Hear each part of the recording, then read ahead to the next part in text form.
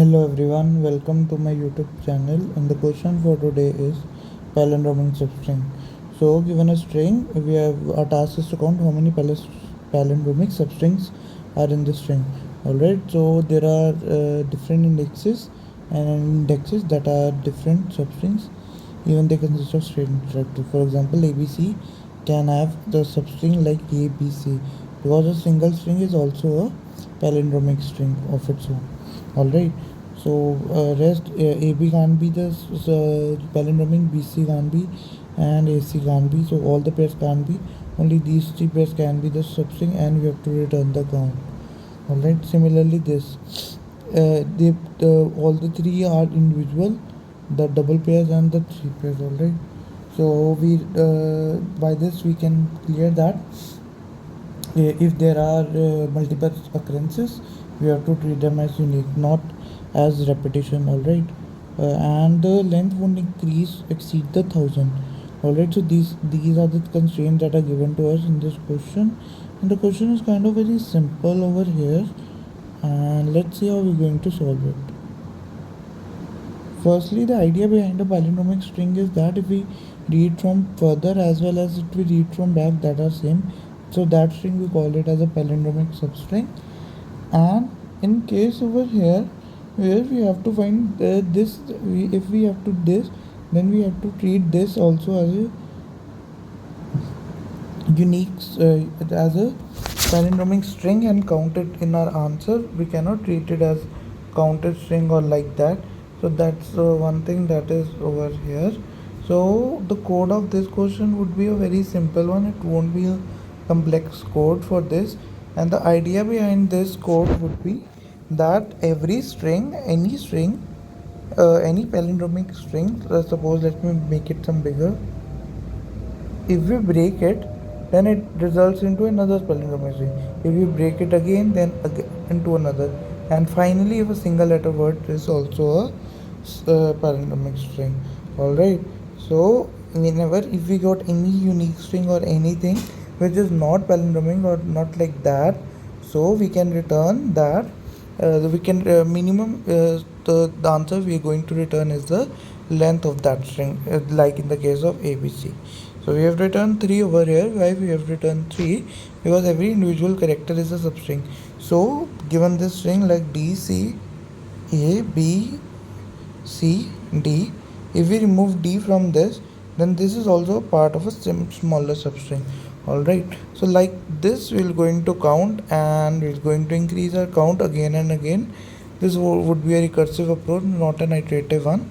And because if we break the string, the resulting string would also, if it's a palindrome, then the resulting string would also be a palindromic substring. Alright, let's see the code for this question, and I hope it would be much more clearer then.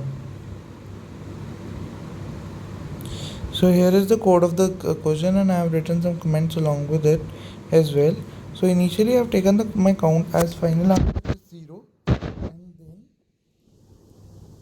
and then I have what I have done is I have just reversed my whole of the string. Alright, now these are the two helper function. Before moving to these helper function, let's see the code for this. Alright, this is the code where we check that how many palindromic substrings are present given a string and indexes, two indexes. Alright, so if A, B, C, D, B, C, D and C, B, A, suppose this is the string that is passed over here, and I is here, low is here, and high is here. Alright, so as we remove them, the resulting string is also palindromic substring, as you can see. Alright, so the idea over here is the same. If we have a function over here where we pass a string and two indexes, low and high, so while low is greater than 0 and high is less than s dot length, if their character is not equal, that is the characters doesn't match, then we cannot say that this is a substring, this is a palindromic string. Alright, if this character equates, then only we will look for another, then only we will look, and finally we look for the middle to say this is a palindromic substring. Alright, so yeah, as we keep on moving the indexes, we keep on incrementing our answer value that we are going to return in this case. And yeah, so it would answer basically would return the count of the palindromic subsequences. Alright, so yeah, was the driver function. Now let's see the code over here. The code over here is a really simple one. We just reverse the whole of the substring, and what we are going to do is we pass just the characters and the indexes. And if we are looking for odd length over here, because we are in the odd length, because we don't have an extra one, so like a b c b a. All right, so 1 2 3 4 5, the count is odd, that is 5. So we give the I indexes. If there's one more index, then we have to the count it for that also, I and I plus 1. Alright, so that's why it's code for here and it's code for here.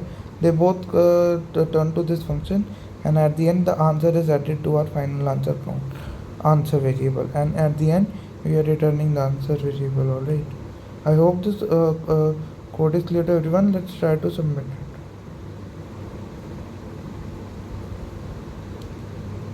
As you can see, it's accepted.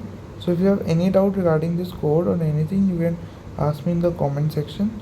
Please like this video, share it among your friends, and subscribe to my YouTube channel.